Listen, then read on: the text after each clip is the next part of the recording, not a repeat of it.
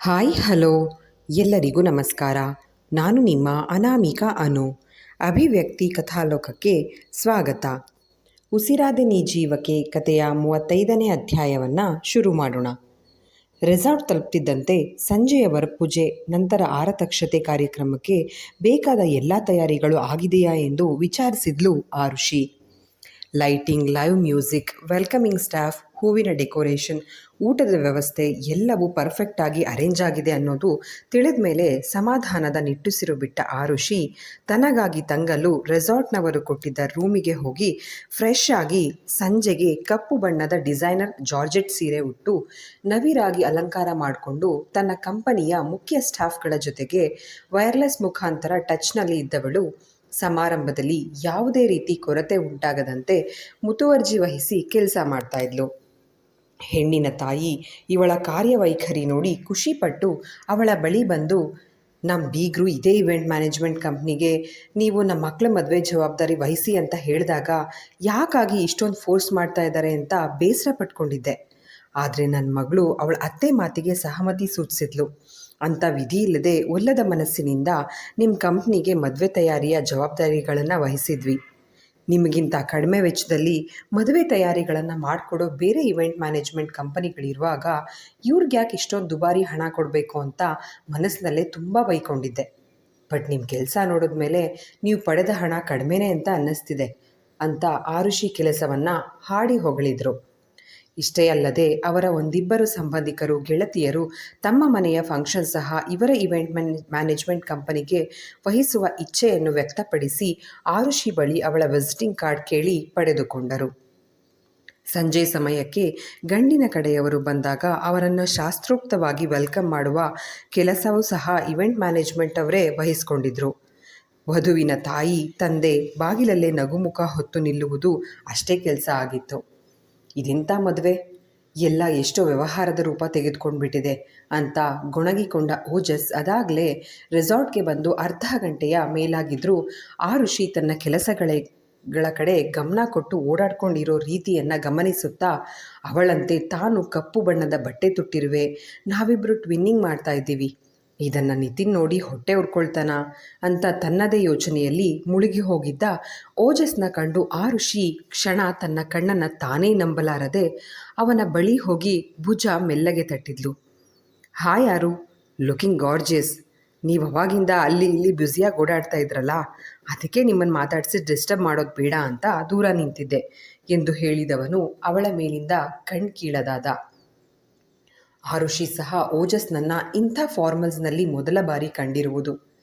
ನೀವು ಸಹ ತುಂಬ ಹ್ಯಾಂಡ್ಸಮ್ ಆಗಿ ಕಾಣ್ತಾ ಇದ್ದೀರಾ ಚಂದ್ರ.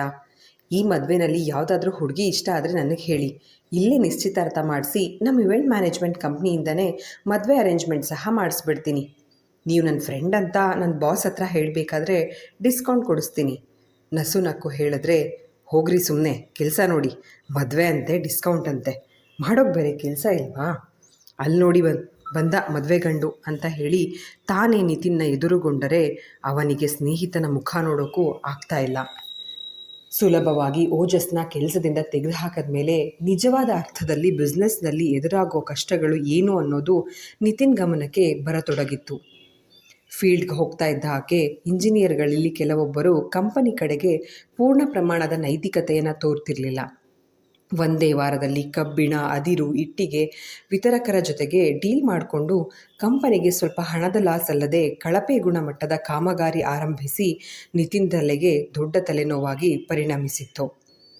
ಓಜಸ್ನ ಬಿಟ್ಕೊಟ್ಟು ತಪ್ಪು ಮಾಡಿದೆ ಅನ್ನೋದು ನಿತಿನ್ಗೆ ಮನವರಿಕೆ ಆದರೂ ಯಾರ ಬಳಿಯೂ ಈ ವಿಷಯ ಹೇಳೋಕ್ಕಾಗದೆ ಸುಮ್ಮನೆ ಉಳಿದು ಅನುಭವಿಸೋಕ್ಕೂ ಆಗದೆ ಒದ್ದಾಡಿ ಹೋಗ್ತಾ ಇದ್ದ. ಸ್ನೇಹಿತನ ಜೊತೆಗಿನ ನಂಟು ಪೂರ್ತಿಯಾಗಿ ಮುರಿದೇ ಹೋಯಿತು ಅಂತ ತಿಳಿದಿದ್ದ ನಿತಿನ್ಗೆ ಅವನನ್ನು ಇಲ್ಲಿ ಕಂಡು ಆದ ಸಂತೋಷ ಅಷ್ಟಿಷ್ಟಲ್ಲ. ಹಾಗಂತ ಅದನ್ನು ಮುಕ್ತವಾಗಿ ಹೇಳಿಕೊಳ್ಳಲು ಆಗ್ತಾ ಇಲ್ಲ. ಆದರೆ ಓಜಸ್ ಮಾತ್ರ ಏನೂ ಆಗೇ ಇಲ್ಲ ಅನ್ನೋ ಹಾಗೆ ಗೆಳೆಯನನ್ನು ತಬ್ಬಿಕೊಂಡು ಅಭಿನಂದನೆ ತಿಳಿಸಿದ್ದ. ನಿಮಗೆ ಕೊಟ್ಟಿದ್ದ ಇನ್ವಿಟೇಷನ್ ಕಾರ್ಡ್ನ ತಗೊಂಡು ಹೋಗಿ ಅಂತ ನೀನು ನಿನ್ನಪ್ಪ ಅವತ್ತು ಅಷ್ಟೊಂದು ಹಾರಾಡಿದ್ರಲ್ಲ, ಇವತ್ತು ಯಾವ ಮುಖ ಇಟ್ಕೊಂಡು ಬಂದಿದ್ದೀಯಾ?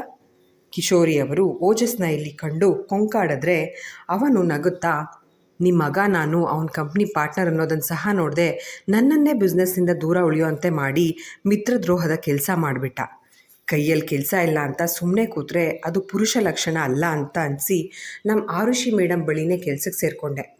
ನಾನೀಗ ಅವ್ರ ಪಿ ಎ ಅಲ್ವಾ ಆರು? ಕಣ್ಣು ಹೊಡೆದು ಕೇಳಿದ್ರೆ ಅವಳು ಕಕ್ಕಾಬಿಟ್ಕಿಯಾಗಿ ನಿಂತುಬಿಟ್ಲು.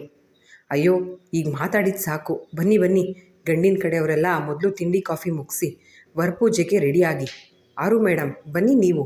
ಸ್ಟೇಜ್ ಮೇಲೆ ಹೂವಿನ ಹಾರ, ಆಮೇಲೆ ಹೂ ಹಣ್ಣು ಎಲ್ಲ ಇದೆಯಾ ಒಮ್ಮೆ ಚೆಕ್ ಮಾಡಿ ಅಂತ ಹೇಳಿ ಅವಳ ಜೊತೆಗೆ ಡಯಾಸ್ ಕಡೆಗೆ ನಡೆದ್ರೆ ಓಜಸ್ ತೊಟ್ಟಿರುವ ಭಾರೀ ಸೂಟ್ಗೆ ಪೈಪೋಟಿ ಕೊಡುವಂತೆ ಆರುಷಿ ಉಟ್ಟಿರುವ ಜಾರ್ಜೆಟ್ ಸೀರೆ, ಹಾಗೆ ಇಬ್ಬರು ಒಟ್ಟಿಗೆ ಹೆಜ್ಜೆ ಆಗ್ತಾ ಇರೋದನ್ನು ಕಂಡು ನಿತಿನ್ ಹೊಟ್ಟೆಯಲ್ಲಿ ಬೆಂಕಿ ಬಿದ್ದ ಅನುಭವ ಆಗಿತ್ತು.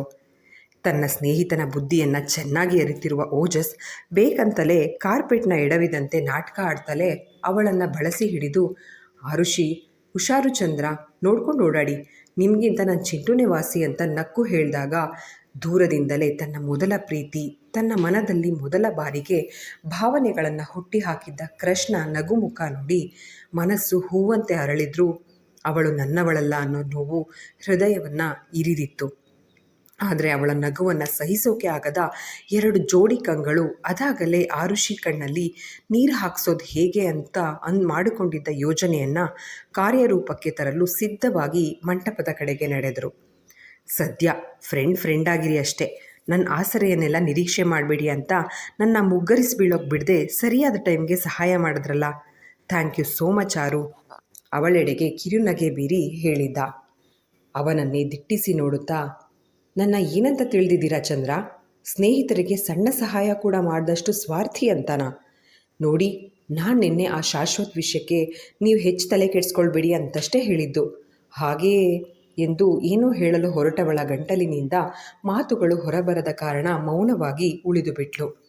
ಕೆಲಸ ಇದೆ, ಆಮೇಲೆ ಕೂತು ಮಾತಾಡೋಣ. ಓಜಸ್ ಗಮನವನ್ನು ಬೇರೆಡೆಗೆ ತಿರುಗಿಸಲು ಕೆಲಸದ ನೆಪ ಹೇಳಿ ಡಯಾಸ್ ಹತ್ತಿರ ಹುಡುಗಿಯ ಮೊಬೈಲ್ ಸದ್ದಾಗಿತ್ತು. ಯಾರದ್ದು ಅಂತ ಕರೆ ನೋಡಿದ್ರೆ ಅವಳ ತಂದೆಯಿಂದ ವಿಡಿಯೋ ಕಾಲ್ ಬರ್ತಿದೆ. ಇಂದು ಮಧ್ಯಾಹ್ನ ಊಟದ ಟೈಮ್ನಲ್ಲಿ ತಾನು ಕರೆ ಮಾಡಿ ಚಿಂಟು ಜೊತೆಗೆ ಮಾತಾಡೋದನ್ನೇ ಮರೆತುಬಿಟ್ಟಿದ್ಲಲ್ಲ. ಈಗ ಸಂಜೆ ಸುಮಾರು 6 ಗಂಟೆ. ಹಾಲು ಕುಡಿದು ಆಟ ಆಡೋದಕ್ಕೆ ಪಾರ್ಕ್ಗೆ ಹೊರಟಿದ್ದ ಮಗು ಅಮ್ಮನನ್ನು ನೆನಪು ಮಾಡಿಕೊಂಡು ಕಣ್ಣೀರು ಹಾಕ್ತಾ ತಾತನ ಬಳಿ ಅಮ್ಮನ ಜೊತೆ ಮಾತನಾಡಬೇಕು ಅಂತ ಕೋರಿಕೆ ಇಟ್ಟಿದ್ದಕ್ಕೆ ಕುಮಾರ್ ಅವರು ಮಗಳಿಗೆ ಫೋನ್ ಮಾಡಿ ಮೊಬೈಲ್ನ ಚಿಂಟು ಕೈಗೆ ಕೊಟ್ಟರು. ಚಿಂಟು ಅವನ ಅಮ್ಮನನ್ನು ಕಂಡೊಡನೆ ಕಣ್ಣು ತುಂಬಿಕೊಂಡು, ಅಮ್ಮ ಎಲ್ಲಿದ್ದಿ? ಯಾಕೆ ಫೋನ್ ಮಾಡಿ ಊಟ ಆಯ್ತಾ ಚಿಂಟು ಅಂತ ಕೇಳಲಿಲ್ಲ? ಒತ್ತರಿಸಿಕೊಂಡು ಬರುತ್ತಿರುವ ದುಃಖವನ್ನು ತಡೆದಿಟ್ಟುಕೊಳ್ಳುವಲ್ಲಿ ಸೋತು ಹೋದ ಮಗು ಬಿಕ್ಕುತ್ತಾ ಕೇಳಿದ್ರೆ ಆರುಷಿಗೋ ಒಡಲಲ್ಲೆಲ್ಲ ಸಂಕಟ ಎದ್ದು ಬಿಟ್ಟಿತ್ತು. ಅದೆಷ್ಟೇ ಕೆಲಸದ ಟೆನ್ಷನ್ ಇದ್ದರೂ ತಾನು ಹೀಗೆ ಮಗುನ ನಿರ್ಲಕ್ಷಿಸಿದ್ದು ತಪ್ಪು ಅಂತ ತನ್ನ ತಪ್ಪಿನ ಅರಿವಾಗಿ ಮಗನ ಹತ್ರ ಸಾರಿ ಕೇಳಿ, ಇನ್ಮೇಲೆ ಹೀಗೆಲ್ಲ ಮಾಡಲ್ಲ ಚಿಂಟು, ನನ್ನ ಜಾಣ ಮರಿಯಲ್ವಾ ನೀನು? ತಾತನ ಜೊತೆ ಈಗ ಪಾರ್ಕ್ ಹೋಗಿ ಆಟ ಆಡ್ಕೊಂಡು ಬಾ, 10 ನಿಮಿಷ. ಅಮ್ಮ ತನ್ನನ್ನು ಮುದ್ದು ಕರೆದು ಮಾತನಾಡಿಸಿದ ಮೇಲೆಯೇ ಅವನ ದುಃಖ ಕಡಿಮೆ ಆಗಿದ್ದು. ಕಣ್ಣರಳಿಸ್ಕೊಳ್ತಾ ಇದ್ದ ಚಿಂಟು ಗಮನ ಈಗ ಅಮ್ಮನ ಪಕ್ಕ ನಿಂತಿದ್ದ ಓಜಸ್ ಕಡೆಗೆ ಹರಿಯುತ್ತಲೇ ಕಣ್ಣರಳಿಸಿ, ಅಮ್ಮ ಮೂನ್ ಅಂಕಲ್ ಇದ್ದಾರಾ? ಸೋಫಾ ಮೇಲೆ ಎದ್ದು ನಿಂತು, ತಾತ ಬಾಯಿಲ್ಲಿ ನೋಡಿ, ಮೂನ್ ಅಂಕಲ್ ಇದ್ದಾರೆ, ಅಜ್ಜಿ ಬಾ ಅಂತ ಖುಷಿಯಲ್ಲಿ ಚೀರಿದ ಮಗನ ರೀತಿಗೆ ತಾನು ನಕ್ಕ ಆರಿಸಿ, ನೋಡಿ ನನ್ನ ಮಗ ನಿಮ್ಮನ್ನು ನೋಡ್ತಾ ಇದ್ದ ಹಾಗೆ ಖುಷಿನಲ್ಲಿ ಕುಣಿದಾಡ್ತಾ ಇದ್ದಾನೆ, ಅದೇನು ಮ್ಯಾಜಿಕ್ ಮಾಡಿದ್ದೀರಾ ಚಂದ್ರ ಅಂತ ಕೇಳಿದ್ರೆ ಅದೆಲ್ಲ ತನ್ನ ಹಾಗೂ ಚಿಂಟು ಮಧ್ಯೆ ಇರೋ ಸೀಕ್ರೆಟ್ ಅಂತ ಹೇಳಿ ಚಿಂಟು ಜೊತೆಗೆ ಮಾತನಾಡ್ತಾ ಅಲ್ಲೇ ಮಂಟಪದ ಎದುರಿಗೆ ಹಾಕಿಸಿದ್ದ ಕುರ್ಚಿಯಲ್ಲಿ ಕುಳಿತು ಮಗು ಜೊತೆಗೆ ಮಗುವಾಗಿ ಹೋಗಿದ್ದ ಓಜಸ್ ಅರ್ಧ ಗಂಟೆಗೆ ಮೇಲ್ಪಟ್ಟು ಮಾತಾಡಿ ಕರೆ ಕಟ್ ಮಾಡಿದವನು ಕಿಶೋರಿಯವರ ಕೆಂಗಣ್ಣು ಆರುಷಿ ಮೇಲೆ ಇರೋದನ್ನು ಸೂಕ್ಷ್ಮವಾಗಿ ಗಮನಿಸಿ, ಈ ಅಮ್ಮಂಗೆ ಸರಿಯಾಗಿ ಪಾಠ ಕಲಿಸ್ಬೇಕಲ್ಲ, ಇದಕ್ಕೆ ನಾನಲ್ಲ ಅವರೇ ಸರಿ ಅಂತ ಯೋಚಿಸುತ್ತಾ ಅದ್ಯಾರಿಗೂ ಕರೆ ಮಾಡಿ ಮಾತನಾಡಿ ನಂತರ ಆರುಷಿಗೆ ಏನಾದರೂ ಸಹಾಯ ಇದ್ದರೆ ಮಾಡೋಣ ಅಂತ ಮತ್ತೆ ಸ್ಟೇಜ್ ಕಡೆಗೆ ನಡೆದ. ಇರೋ ಒಬ್ಬನೇ ಮಗನ ವರಪೂಜೆ ಶಾಸ್ತ್ರಗಳು ಶುರುವಾಗೋ ಮೊದಲು ಈ ಸಂಭ್ರಮವನ್ನು ಮನಸಾರೆ ಆಸ್ವಾದಿಸೋ ಬದಲು ಆರುಷಿಗೆ ನೋವು ಕೊಡೋ ಬದಲು ಯೋಚಿಸಿದ್ದ ಕಿಶೋರಿಯವರು ಒಮ್ಮೆಲೆ ಸ್ಟೇಜ್ ಹತ್ತಿ ವಧೂವರರಿಗೆ ಕೊಡುವುದಕ್ಕೆ ಅಂತ ಸುಸಜ್ಜಿತವಾಗಿ ಜೋಡಿಸಿದ್ದ ಸುಂದರವಾದ ಚಿತ್ತಾರಗಳನ್ನು ಹೊಂದಿರುವ ಕೊಬ್ಬರಿಗಳಿದ್ದ ಟ್ರೇ, ವಿವಿಧ ಆಕಾರದ ಸಕ್ಕರೆ ಅಚ್ಚುಗಳನ್ನು ಜೋಡಿಸಿದ್ದ ತಟ್ಟೆ, ಅಲಂಕಾರಗೊಂಡಿದ್ದ ಬುಟ್ಟಿಗಳಲ್ಲಿ ಜೋಡಿಸಿದ್ದ ತರಹೇವಾರಿ ತಿಂಡಿಗಳು, ಹೂ ಹಣ್ಣುಗಳು, ಹೀಗೆ ವರಪೂಜೆ ಶಾಸ್ತ್ರಕ್ಕೆ ಎಂದು ಕಂಗಳಿಗೆ ಹಬ್ಬ ತರುವಂತಹ ಮನಮೋಹಕ ವಸ್ತುಗಳನ್ನು ಕ್ಷಣಾರ್ಧದಲ್ಲೇ ಕೆಡವಿ ನೆಲದ ಪಾಲು ಮಾಡಿಬಿಟ್ರು. ದೊಡ್ಡದಾದ ಸದ್ದು ಕೇಳಿ ತಮ್ಮ ತಮ್ಮ ರೂಮ್ನಲ್ಲಿ ತಯಾರಾಗ್ತಾ ಇದ್ದ ನಿತಿನ್, ಗೌತಮಿ ಅಲ್ಲದೆ ನಿತಿನ್ ತಂದೆ ಮುರಳಿ, ಗೌತಮಿ ತಂದೆ ಮನೋಜ್ ಹಾಗೆ ಅವಳ ತಾಯಿ ಪದ್ಮಿನಿಯವರು ಸ್ಟೇಜ್ ಬಳಿ ಓಡ್ ಬಂದವರು ಕಿಶೋರಿಯವರ ಕೃತ್ಯ ಕಂಡು ದಂಗಾಗಿಬಿಟ್ರು. ಬೀಗ್ರೆ, ಏನು ಮಾಡ್ತಾ ಇದ್ದೀರಾ? ಪದ್ಮಿನಿಯವರ ಧ್ವನಿಯಲ್ಲಿ ಕೋಪ ನಿಶ್ಚಿತ. ಮೇಡಮ್, ಏನಿದು? ಹೆಚ್ಚು ಕಮ್ಮಿ 1 ತಿಂಗಳು ಸಮಯ ತಗೊಂಡು ನಮ್ಮ ಸ್ಟಾಫ್ ಇದೆಲ್ಲ ತಯಾರಿಗಳನ್ನು ಮಾಡ್ಕೊಂಡಿರ್ತಾರೆ. ನೀವು ಹಿಂದೆ ಮುಂದೆ ಯೋಚಿಸದೆ ಒಂದೇ ಸೆಕೆಂಡ್ನಲ್ಲಿ ಎಲ್ಲನೂ ಕೆಡವಿ ಹಾಳು ಮಾಡಿಬಿಟ್ರಲ್ಲ. ಆರುಷಿ ಸಹ ಅಸಹನೆಯಲ್ಲಿ ರೇಗಿದ್ರೆ ಅವಳನ್ನೇ ಸುಟ್ಟು ಬಿಡುವಂತೆ ನೋಡ್ತಾ ಅವಳ ಸನಿಹಕ್ಕೆ ಬಂದ ಕಿಶೋರಿಯವರು ಅವಳನ್ನು ಸ್ಟೇಜ್ನಿಂದ ಕೆಳಗೆ ದೂಡಿ ಮದುವೆ ಆಗಿ ಗಂಡನ ಜೊತೆಗೆ ನೆಟ್ಟಿಗೆ 1 ತಿಂಗಳು ಸಂಸಾರ ಮಾಡೋಕ್ಕಾಗದೆ ತವರಿಗೆ ವಾಪಸ್ಸಾದವಳು.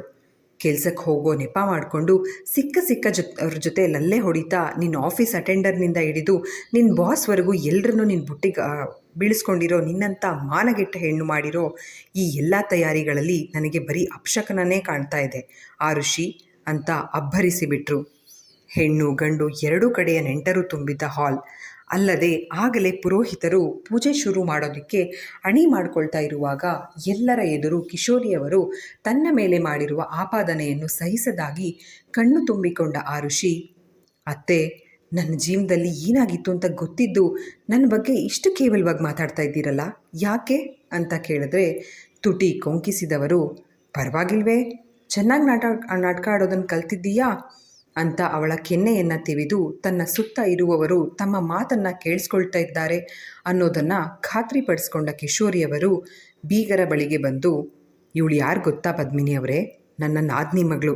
ವರ್ಷೇನಲ್ಲಿ ನನಗೆ ಸೋದರ ಸೊಸೆ ಆಗಬೇಕು. ನೀವೇ ಹೇಳಿ, ಇಂಥ ಹುಡುಗಿ ಬಗ್ಗೆ ನಾನು ಸುಳ್ಳು ಹೇಳ್ತೀನಾ? ಇವಳಪ್ಪ ಪೋಸ್ಟ್ಮ್ಯಾನ್. ಹೇಳ್ಕೊಳ್ಳೋ ಅಂಥ ಅನುಕೂಲ ಏನೂ ಇರಲಿಲ್ಲ. ಆಗ ನನ್ನ ಗಂಡ, ಅಯ್ಯೋ ಪಾಪ, ನನ್ನ ಸೊಸೆ ನೋಡೋಕ್ಕೆ ದಂತದ ಗೊಂಬೆ ಆಗಿದ್ದಾಳೆ, ಇವಳಿಗೆ ಒಳ್ಳೇದಾಗಲಿ ಅಂತ ಕಂಪ್ಯೂಟರ್ ಇಂಜಿನಿಯರ್ ಓದ್ಕೊಂಡು ಅಮೇರಿಕಾದಲ್ಲಿ ಕೆಲಸ ಗಿಟ್ಟಿಸ್ಕೊಂಡಿದ್ದ ಹುಡುಗನ್ನ ಹುಡುಕಿ ಅವನ ಜೊತೆಗೆ ಇವಳ ಮದುವೆ ಮಾಡಿಸಿದ್ರೆ 15 ದಿನಕ್ಕೆ ಅವನು ಕಿರುಕುಳ ಕೊಡ್ತಾ ಇದ್ದಾನೆ ಅಂತ ಗಂಡನ ಮೇಲೆ ಇಲ್ಲ ಸಲ್ಲದ ಆರೋಪ ಮಾಡಿ ತವರಿಗೆ ವಾಪಸ್ ಬಂದು ಕೂತಿದ್ದಾಳೆ. ಈಗ ನೋಡಿ, ಕೊರಳಲ್ಲಿ ಒಂದು ಮಾಂಗಲ್ಯ ಸರ ಇಲ್ಲ, ಹಣೆಯಲ್ಲಿ ಕುಂಕುಮ ಇಡಲ್ಲ ಎಂದರು. ಅತ್ತೆಯ ಮಾತು ಕೇಳಿ ಆರುಷಿ ಕಣ್ಣಲ್ಲಿ ಧಾರಾಕಾರವಾಗಿ ನೀರು ತುಂಬಿ ಹರಿಯಲು ಓಜಸ್ ತನ್ನ ಕರವಸ್ತ್ರದಿಂದ ಅವಳ ಕಣ್ಣುಗಳನ್ನು ತೊಡೆದು, ನೀವೇ ಕಳ್ತಾ ಇದ್ದೀರಾ ಆರು? ನಾನಿಲ್ವಾ ಇಲ್ಲಿ? ಹೋಗಲ್ ಕೂತ್ಕೊಳ್ಳಿ, ನಾನಿಲ್ಲಿಂದ ಮುಂದಕ್ಕೆ ಹ್ಯಾಂಡಲ್ ಮಾಡ್ತೀನಿ ಎಂದು ಹೇಳಿದ್ದವನು ಅಲ್ಲಿದ್ದ ಸ್ಟಾಫ್ಗೆ ಮೇಡಮ್ಗೆ ನೀರು ತಂದುಕೊಡಿ ಅಂತ ಹೇಳಿದವನು, ಕಿಶೋರಿ ಮೇಡಮ್, ನಿಮ್ಮ ಗಂಡ ಯಾರೋ ಇಂಜಿನಿಯರ್ ಹುಡುಗನ ತಂದು ಆರು ಮೇಡಮ್ ಜೊತೆಗೆ ಮದುವೆ ಮಾಡಿಸಿದ್ರು ಅಂದ್ರಲ್ಲ, ಆ ಹುಡುಗನ ಹೆಸರೇನು ಅಂತ ಸ್ವಲ್ಪ ಹೇಳ್ತೀರಾ ಅಂತ ಕೇಳಿದ್ರೆ ಕ್ಷಣ ಕೂಡ ತಡ ಮಾಡದೆ ವಿಜಯ್ ಶಾಶ್ವತ್ ಅಂತ ಹೇಳಿದರು. ತನ್ನ ಮೊಬೈಲ್ನಲ್ಲಿದ್ದ ಫೋಟೋ ತೋರಿಸಿ, ಇವನೇನ ನೀವು ಹೇಳಿದ ವಿಜಯ್, ನಮ್ಮ ಆರು ಮೇಡಮ್ನ ಮದುವೆ ಆಗಿದ್ದ ಒಳ್ಳೆ ಹುಡುಗ ಅಂತ ಕೇಳಿದ್ರೆ ಓಜಸ್ ಫೋನ್ ಸ್ಕ್ರೀನ್ ಮೇಲೆ ಇದ್ದ ಪಟ ನೋಡಿ, ಇವನೇ, ಚಿನ್ನದಂಥ ಹುಡುಗ, ನೋಡು ಹೇಗಿದ್ದಾನೆ, ನಿನ್ನಂಥ 100 ಜನರನ್ನು ಇವನ ಎದುರಿಗೆ ನಿವಾಳಿಸಿ ಬಿಸಾಕಬೇಕು ಅಂತ ಹೇಳುವಾಗಲೇ DSP ಶ್ರವಣ್ ಕುಮಾರ್ ಒಂದಿಬ್ಬರು ಪೇದೆಗಳ ಜೊತೆಗೆ ರೆಸಾರ್ಟ್ಗೆ ಬಂದವರು, ಥ್ಯಾಂಕ್ಸ್ ಮಿಸ್ಟರ್ ಓಜಸ್, ಈ ವಿಜಯ್ ಉರುಫ್ ಮಹಿಮ್ ಬಗ್ಗೆ ಪರ್ಸ್ನಲ್ ಆಗಿ ಯಾರಿಗಾದರೂ ಗೊತ್ತಾ ಅಂತ ಹುಡುಕ್ತಾ ಇದ್ವಿ, ನಿಮ್ಮಿಂದ ಈಗ ಅವನ ಸಹಚರರು ಸಿಕ್ದಂತಾಯಿತು. ಸೊ ಮೇಡಮ್, ನೀವು ಹೇಳಿದ ಹಾಗೆ ವಿಜಯ್ ತುಂಬ ಒಳ್ಳೆಯವನು ಅಂತಲೇ ಇಟ್ಕೊಳ್ಳೋಣ. ಅವನು ನಿಮಗೆ ಪರಿಚಯ ಆಗಿದ್ದು ಹೇಗೆ? ಅವನು ಇಂಜಿನಿಯರ್ ಅಂದ್ರಲ್ಲ, ಓದಿದ್ದು ಯಾವ ಕಾಲೇಜ್, ಅವನದ್ದು ಯಾವ ಊರು? ನೋಡಿ, ಸತ್ಯ ಹೇಳಿದ್ರೆ ನಿಮಗೆ ನನ್ನಿಂದ ಯಾವುದೇ ತೊಂದರೆ ಆಗಲ್ಲ, ಸ್ಟೇಟ್ಮೆಂಟ್ ತಗೊಂಡು ಬಿಟ್ಬಿಡ್ತೀನಿ. ಏನಾದರೂ ಈಗ ನಕರ ಮಾಡಿದ್ರೆ ನಮ್ಮ ಲೇಡಿ SP ಮುಂದೆ ಬಿಟ್ಟು ಸತ್ಯನ ಹೊರಗಡೆ ತೆಗೆಸಬೇಕಾಗತ್ತೆ. ಶ್ರವಣ್ ಕುಮಾರ್ ಅವರ ಗಡುಸು ಮಾತುಗಳನ್ನು ಕೇಳಿ ಕಿಶೋರಿಯವರ ಕೈಕಾಲು ಸಣ್ಣದಾಗಿ ಕಂಪಿಸೋದಕ್ಕೆ ಶುರುವಾಗ್ಬಿಡ್ತು. ಆರುಷಿ ನಡತೆ ಬಗ್ಗೆ ಕೆಟ್ಟದಾಗಿ ಮಾತಾಡಿ ಇಲ್ಲಿರುವ ಹಿರಿಯರ ಕೈದಲ್ಲಿ ಅವಳಿಗೆ ಛೀಮಾರಿ ಹಾಕ್ಸಿದ್ರೆ ಅವಳು ಕಣ್ಣೀರು ಹಾಕ್ತಾ ಇಲ್ಲಿ ಯಾರ ಮುಂದೆನೂ ತಲೆ ಎತ್ತಿ ನಿಲ್ಲೋಕ್ಕಾಗದೆ ಕೆಲಸ ಬಿಟ್ಟು ಓಡ್ ಹೋಗ್ತಾಳೆ ಅಂತ ತಮ್ಮದೇ ಯೋಜನೆ ಹಾಕ್ಕೊಂಡಿದ್ದವರಿಗೆ ತಮ್ಮ ಪ್ಲ್ಯಾನ್ ಹೀಗೆ ಉಲ್ಟಾ ಹೊಡಿತಿದೆ ಅಂತ ಕನಸು ಮನಸ್ಸಿನಲ್ಲೂ ಎಣಿಸಿರಲಿಲ್ಲ. ಅಲ್ಲೇ ನಿಂತಿದ್ದ ಉಷಾ ಅವರ ಕಡೆಗೆ ನೋಡಿ ಕಣ್ಣಲ್ಲೇ ಸಹಾಯ ಕೋರಿದ್ರೆ ಇದಕ್ಕೂ ನನಗೂ ಸಂಬಂಧನೇ ಇಲ್ಲ ಅನ್ನೋ ಹಾಗೆ ಅಲ್ಲಿಂದ ಸರಿದು ಹೋದರು. ನೋಡಿ ಇನ್ಸ್ಪೆಕ್ಟರ್, ಯಾರೂ ಸಹಾಯಕ್ಕೆ ಬರಲಿಲ್ಲ ಅಂತ ತಾವೇ ಏನೋ ಹೇಳೋಕ್ಕೋದ ಕಿಶೋರಿಯವರ ಕಡೆಗೆ ಕೈ ಅಡ್ಡ ಕಟ್ಟಿ, ಡೆಪ್ಯೂಟಿ ಸೂಪರಿಂಟೆಂಡೆಂಟ್ ಆಫ್ ಪೊಲೀಸ್, ಏನು ಹೇಳಿ ನಾನು DSP, ನನ್ನ ರ್ಯಾಂಕ್ ಏನು ಅಂತ ಗೊತ್ತಿಲ್ಲದೆ ಮಾತಾಡ್ತಾ ಇದ್ದೀರಲ್ರಿ. ನಿಮ್ಮಂಥ ಅರೆಬೆಂದ ಮಡಕೆಗಳೆಲ್ಲ ಇಲ್ಲಿ ನಿಂತಿರೋ ಹುಡುಗಿ ಬಗ್ಗೆ ಹಗುರವಾಗಿ ಮಾತಾಡೋಕ್ಕೆ ಬರ್ತೀರಾ? ನಾಚಿಕೆ ಆಗಲ್ವಾ? ಇನ್ಸ್ಪೆಕ್ಟರ್ ಪದ್ಮನಾಭ್, ಈ ಹೆಂಗಸು ಹಾಗೆ ಇವ್ರ ಗಂಡ ಮುರಳಿ ವಿಜಯ್ಗೆ ತುಂಬ ಕ್ಲೋಸ್ ಅನ್ನೋದು ಈ ಹೆಂಗಸಿನ ಮಾತುಗಳಲ್ಲೇ ತಿಳಿದು ಬಂದಿದೆ. ಸೊ ವಿಜಯ್ ಬಗ್ಗೆ ನಮಗೆ ಹೆಚ್ಚಿನ ಮಾಹಿತಿ ಇವರಿಂದನೇ ಸಿಗೋ ಸಾಧ್ಯತೆ ಇದೆ. ಇವರಿಬ್ಬರನ್ನ ಅರೆಸ್ಟ್ ಮಾಡಿ ನಮ್ಮ ರೀತಿಯಲ್ಲೇ ಎನ್ಕ್ವೈರಿ ಮಾಡೋಣ ಎಂದು ಹೇಳಿದ್ದೇ ತಡ ಕಿಶೋರಿಯವರಿಗೆ ಪೊಲೀಸ್, ಜೈಲ್ ಇದೆಲ್ಲ ನೆನಪಿಸ್ಕೊಂಡು ಕಣ್ಣು ಕತ್ತಲೆ ಬಂದಂತಾಗಿತ್ತು. ಆದರೆ ತಮ್ಮನ್ನು ತಾವೇ ಸಾವರಿಸಿಕೊಂಡು, ನೋಡಿ ಆಫೀಸರ್, ನಾನೇನು, ನನ್ನ ಸ್ಟೇಟಸ್ ಏನು ಅನ್ನೋದನ್ನು ತಿಳಿದೇ ನನ್ನ ಬಗ್ಗೆ ಹಗುರವಾಗಿ ಮಾತಾಡಿ ತಪ್ಪು ಮಾಡ್ತಾ ಇದ್ದೀರಾ ಅಂತ ಹೇಳಿದ್ರೆ, ಅವರ ಕಡೆಗೆ ಕೆಂಗಣ್ಣು ಬಿಟ್ಟು ನೋಡಿದ ಶ್ರವಣ್ ಕುಮಾರ್, ನಿಮ್ಮ ಯೋಗ್ಯತೆ ಏನನ್ನೋದು ಸ್ಟೇಷನ್ಗೆ ಹೋದ್ಮೇಲೆ ಗೊತ್ತಾಗುತ್ತೆ. ಜಯಮ್ಮ, ಏನು ನೋಡ್ತಾ ಇದ್ದೀರಾ, ಇವ್ರ ಕೈಗೆ ಕೋಳ ಹಾಕ್ಕೊಂಡು ಎಳ್ಕೊಂಡು ಬನ್ನಿ, ಪದ್ಮನಾಭ್, ಮುರಳಿ ಅವರನ್ನು ನೀವು ಅರೆಸ್ಟ್ ಮಾಡಿ ಅಂತ ಹೇಳಿದರು. ತನ್ನ ತಂದೆ ತಾಯಿಯನ್ನು ಪೊಲೀಸ್ ಅರೆಸ್ಟ್ ಮಾಡ್ತಾ ಇರೋದನ್ನು ನೋಡಿ ತಾನಿನ್ನು ಸುಮ್ಮನೆ ಉಳಿದ್ರೆ ತಪ್ಪಾಗುತ್ತೆ ಅನ್ನೋದನ್ನು ಮನವರಿಕೆ ಮಾಡಿಕೊಂಡ ಶ್ರವಣ್ ಕುಮಾರ್ ಅವರ ಎದುರಿಗೆ ಕೈ ಮುಗಿದು ನಿಂತ ನಿತಿನ್, ಸರ್, ದಯವಿಟ್ಟು ನನ್ನ ಅಪ್ಪ ಅಮ್ಮನ ಅರೆಸ್ಟ್ ಮಾಡಬೇಡಿ. ಅಪ್ಪನಿಂದ ತಪ್ಪಾಗಿದೆ, ಒಪ್ಕೋತೀನಿ. ಆದರೆ ಅವರು ಯಾವುದನ್ನು ಬೇಕು ಅಂತ ಮಾಡಿದ್ದಲ್ಲ. ಪ್ಲೀಸ್ ಒಂದು ನಿಮಿಷ ನನ್ನ ಮಾತು ಕೇಳಿ. ನಮ್ಮ ತಾಯಿಗಾಗಲಿ ತಂದೆಗಾಗಲಿ ಆ ಮೋಸಗಾರ ವಿಜಯನ ವೈಯಕ್ತಿಕ ಪರಿಚಯ ಇಲ್ಲ. ಅವನು 4 ವರ್ಷಗಳ ಹಿಂದೆ ನಮ್ಮ ಮನೆ ಪಕ್ಕದಲ್ಲಿ ಇರೋ ಮನೆಗೆ ಬಾಡಿಗೆಗೆ ಬಂದಿದ್ದ. ಅದೇ ಟೈಮ್ನಲ್ಲಿ ನಾನು ಆರುಷಿನ ಇಷ್ಟಪಟ್ಟಿದ್ದೆ ಅಂತ ಅವಳ ಮನೆಗೆ ಹೋಗಿ ಅತ್ತೆ ಎದುರಿಗೆ ಮದುವೆ ಪ್ರಪೋಸಲ್ ಇಟ್ಟಿದ್ದೆ. ನನ್ನ ಅಮ್ಮನಿಗೆ ಈ ವಿಷಯ ಗೊತ್ತಾಗಿ ಕೋಪ ಬಂದುಬಿಡ್ತು. ನನ್ನ ಅತ್ತೆ ಮಾವ ಬಡವರು ಅಂತ ಆರುಷಿನ ನಮ್ಮ ಮನೆ ಸೊಸೆ ಮಾಡ್ಕೊಳ್ಳೋದಕ್ಕೆ ಇಷ್ಟಪಡದೆ ಅವ್ರ ಮನೆಗೆ ಹೋಗಿ ಆರು ಬಗ್ಗೆ ತುಂಬ ಕೇವಲವಾಗಿ ಮಾತಾಡಿ ಇವಳ ಮನಸ್ಸಿಗೆ ತುಂಬ ನೋವು ಮಾಡಿದರು. ಆಗ ಅತ್ತೆ ತುಂಬ ಕುಗ್ಗಿ ಹೋಗಿದ್ರು. ಇಲ್ಲಿಗೆ ಈ ಸಂಚಿಕೆ ಮುಕ್ತಾಯವಾಯಿತು. ಸಂಚಿಕೆ ನಿಮ್ಮೆಲ್ಲರಿಗೂ ಇಷ್ಟವಾಗಿದೆ ಅಂತ ಭಾವಿಸ್ತೇನೆ. ದಯವಿಟ್ಟು ನಿಮ್ಮ ಅನಿಸಿಕೆ, ಅಭಿಪ್ರಾಯಗಳನ್ನು ಕಮೆಂಟ್ ಸೆಕ್ಷನಲ್ಲಿ ಹಂಚ್ಕೊಳ್ಳೋದನ್ನು ಮರಿಬೇಡಿ. ಧನ್ಯವಾದಗಳು.